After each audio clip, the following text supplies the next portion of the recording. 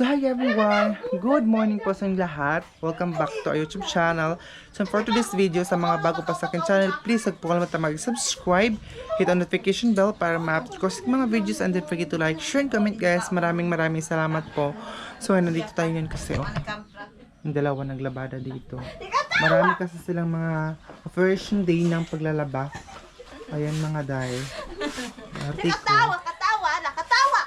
Tapos ngayon magbaba tayo dahil babalikan natin sila kasi may nag-request na si Father may nag-request na kita ko daw yung ano sa baba natin sa mga taniman, ganyan.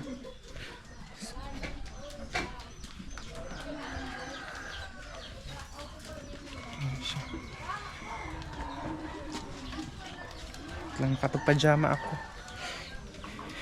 kasi medyo malamig dito ngayon. Kanina kaya ito mga tab. Meron pa doon Yan sa tita ko doon. Ito hindi ko alam kanino to. Para maano kasi doon sa bubong namin, ano yung tubig. So, ay naglukat para si mama ng balanghoy or kamuting kahoy. Ha? Hindi ko tayo daan. Kanina may nanghingi kanina. Ayun. Si Milata ba? Ito yung bahay niya. Ito yung bahay ng tita ko dito. May mga lansangan Ito yung ano nila, hagdanan. Pakyat dun sa taas. So, ayan na si. Sa mo pinababalita ni mga babahni ng mga bataan. Mama dito, naglukat pa siya. May karikito nga ni haligi nila. Ha? Natungtungan pala ng haligi nila Ang ano namin, kamuting kahoy. Mga malaki itong kamuting kahoy. Hato yung paspasan na akong pato. Wah! Hey!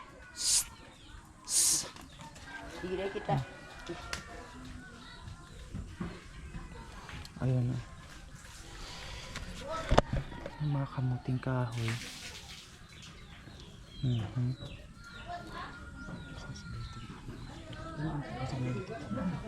Ha? Yan ta sa nilikit ang piga.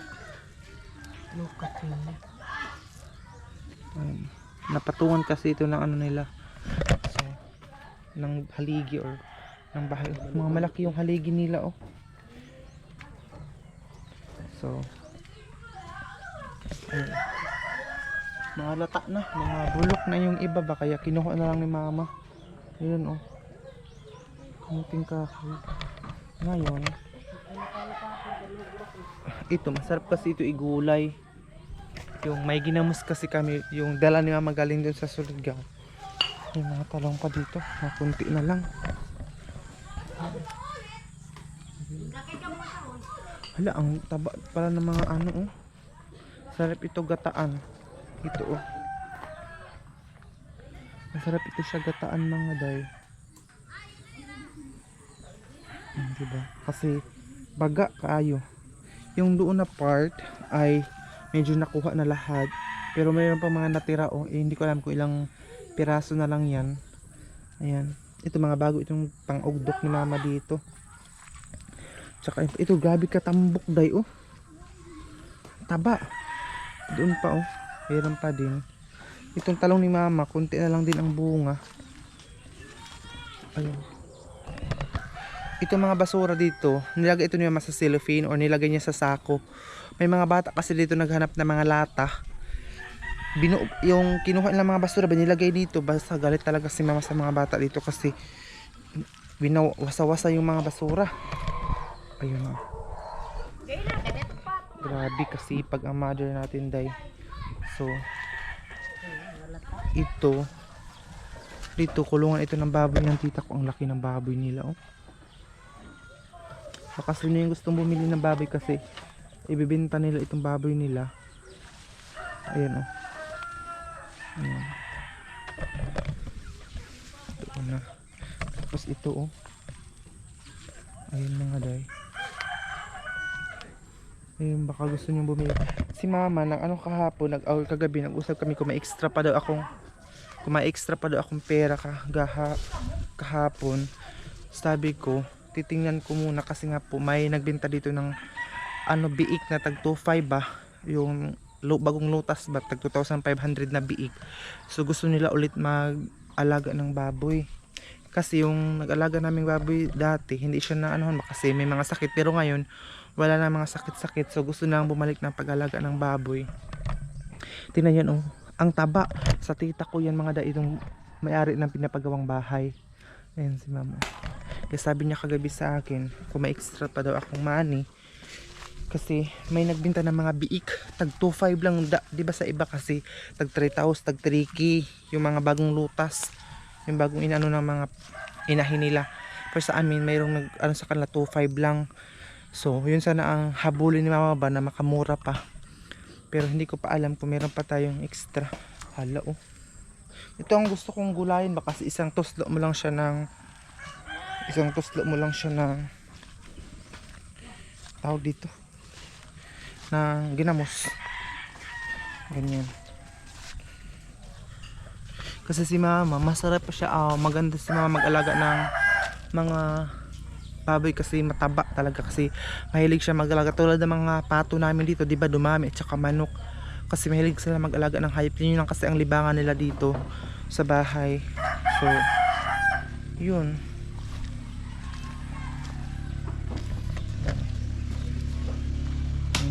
Yun, kinukuha na niya, pinapapunta dito. Yung mga ganyan. Ay, yung mga pato namin. Kinukuha niya dahil.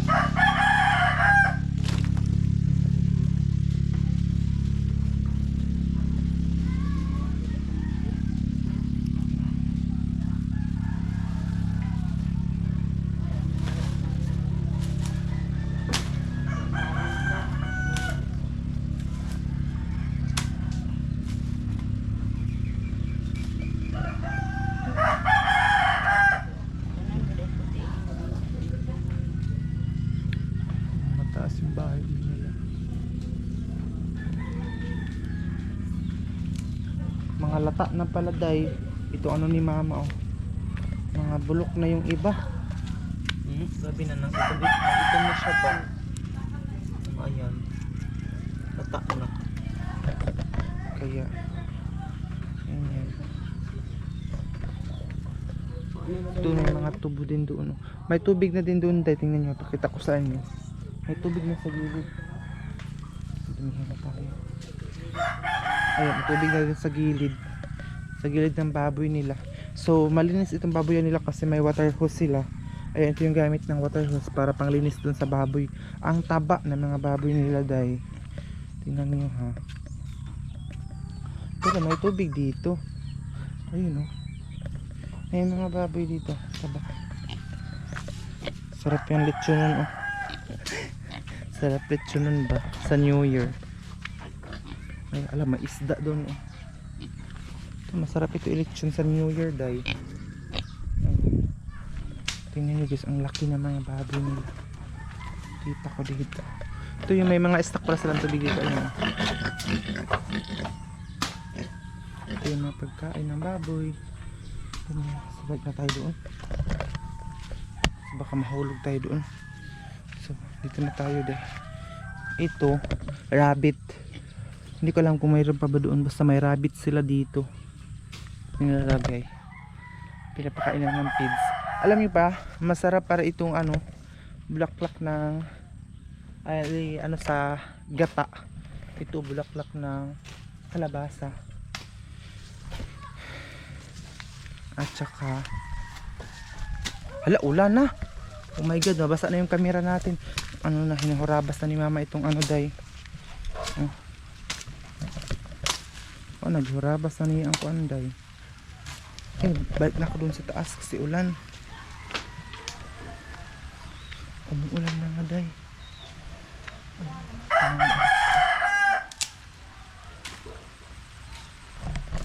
Sabay na tayo doon.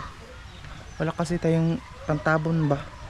Iwasan natin magkasakit kasi mga parent natin kakasakit na. So tayong mga anak dapat umiwas na tayo sa mga sakit-sakit para healthy din tayo.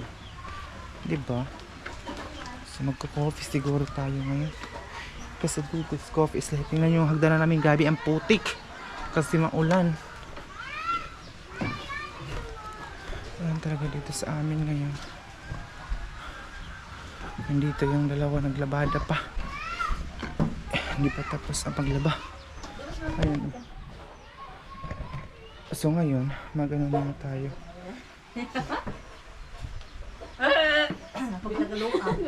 Wala na tayong kanin at saka ulam. Wala na. Kasi kumakain tayo. Kasi nagugutom na ako. Wala na yung ulam natin. Naubos na pala yung ulam. Yan pa. Ito bang mahabang pa nito. Magka-coffee na lang siguro tayo kasi inubos na pala nilang ulam. Coffee na lang tayo dahil muna. Saglit. Ano siya? Coffee.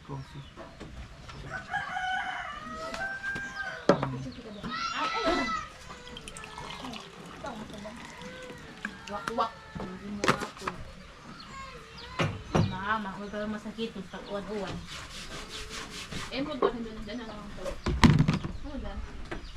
Pati yung yung ka magbubog si mama. Bain, ni. Kabuo? Ay, hindi. Ito yung kape namin ng mga stick. Kabuo? Ang konta. Hindi pang puto.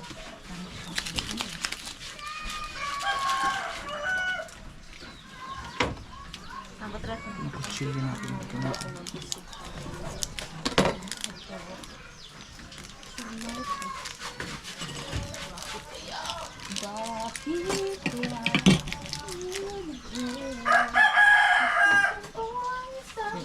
Sugar.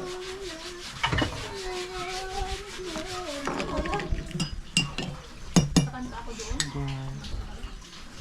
Taon?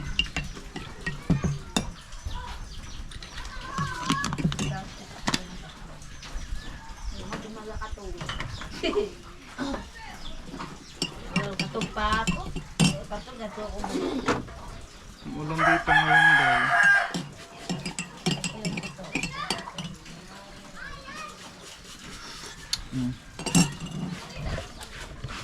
Parang tayo inaantok. Ito, grabe.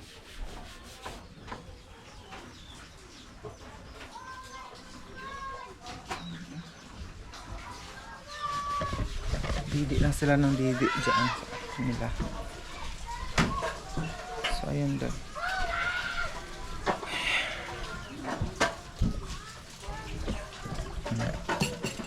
So, ito lang muna tayo dahil kasi ulan, oh. Hindi tayo makalabas-labas. Kita nyo yan, oh, ulan. So, yung station. Grabe ang ulan. Ano, hindi naman siya hindi naman malakas ang ulan dito sa amin. Ano lang siya. Ulan. Ngayon tapos hinto na naman siya. Ganyan.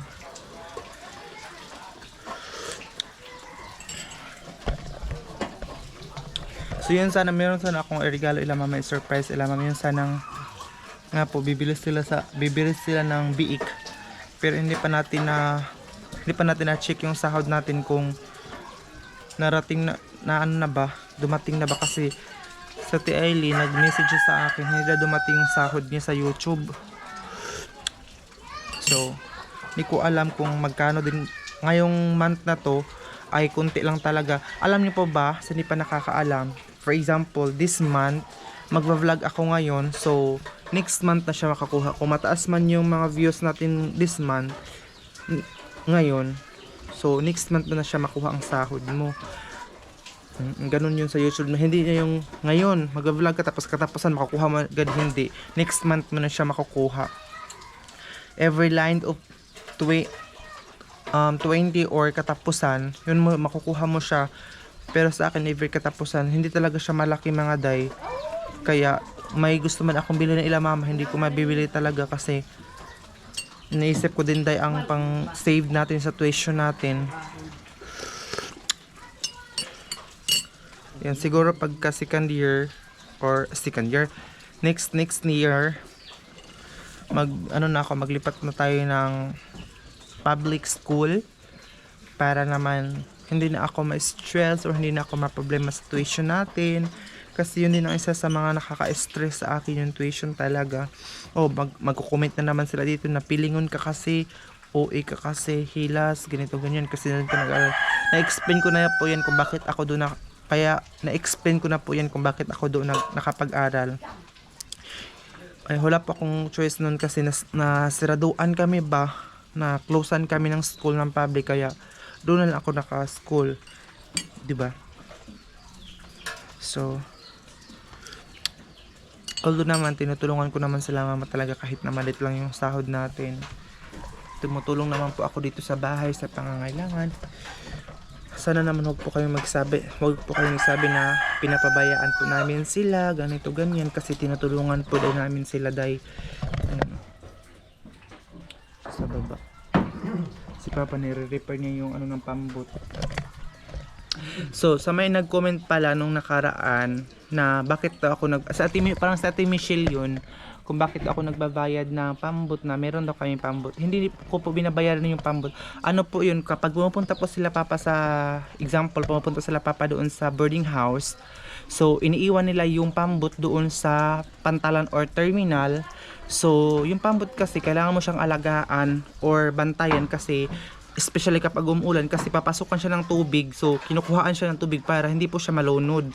So yung tao na magbabantay o magkuha ng tubig, so kailangan mo siyang swelduhan or ano ba Tagalog ay sweldo, o basta kailangan mo siyang bigyan ng sweldo.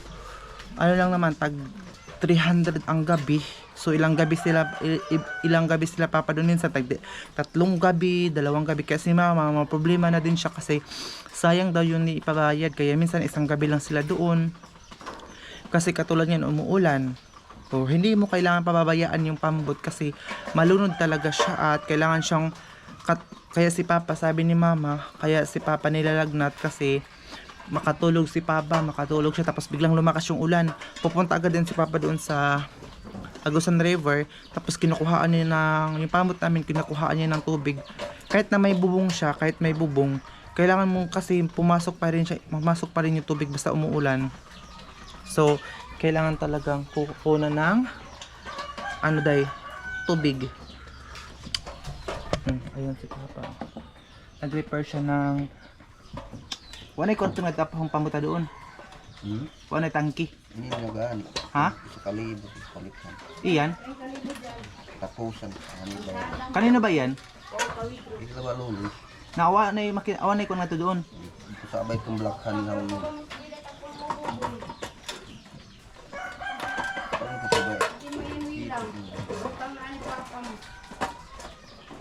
Na dili makataod. Ini ba kang sa Yewin kayo wag.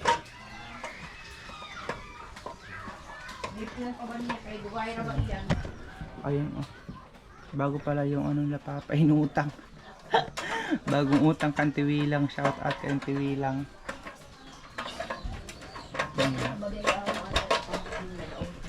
Ha? Kantiwilang? Itong una ni ang pumululoy. Iya guys, ang pumululoy. Bago pala ito ng inutang kaninang umaga kasi yung ano ng pambot namin na buslot siya. Butas na yung tangki ba, yung lagay ng gasolina butas na, kaya iyan inutang niya doon sa ano namin, kapitbahay Kantiwilang. Kabisi sa Yung pagdayo lungad to, pag-utod-utod na. kabisi sa mga kan ay Rapuhin na ang law, matubili na ang gasolina, ugasin na ang kibali. ayun sila oh. Ha? Ugasin na ang gasolina para makuha ang tubig dyan. Aday. Tingnan to nito, pwede mapuksihan apa? Itong isa. Oh. Nangay. Sana ba kung kalibo baligyahan? Ha? Kalibo. So ayun guys. 1,000 pesos. Sa katapusan daw nila babayaran. Inuutang nila. So, nakapangato na. Kapangamas na naman tayo, day. So, ayun lang yung update. Sana hindi po kayo ma-skip ng ads po namin. And sana i-follow niyo po ako sa aking Facebook account na Gian Campos po yung aking Facebook. Nandun po sa comment section yung link. Sana manood palagi kayo sa video natin. And is wag niyo pong skip yung mga ads kasi hindi naman po basihan yung malaking subscriber, ang basihan po yung mga viewers, and especially yung hindi po nag-skip ng ads kasi yun po ang ma-revenue yung ads. Kaya maraming salamat talaga sa mga hindi po nag-skip ng ads namin. So, advance Happy New Year po sa ating lahat.